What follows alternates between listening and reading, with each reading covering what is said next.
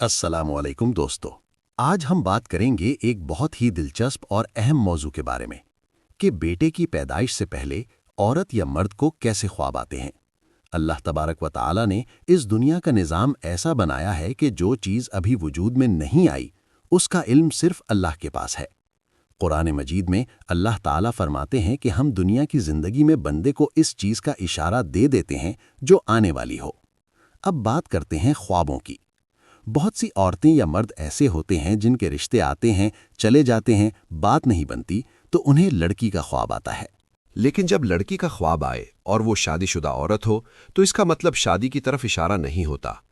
جو عورت یا مرد اولاد نرینہ کی تمنا رکھتے ہوں، دل میں یہی دعا ہو کہ یا اللہ مجھے بیٹا عطا فرما، تو ایسے شخص کو اگر خواب میں امرود نظر آئے یا شہد نظر آئے تو یہ بشارت ہے کہ اللہ تعالیٰ اس کی مراد پوری فرمائیں گے، یعنی اللہ تعالیٰ اسے بیٹا عطا کریں گے۔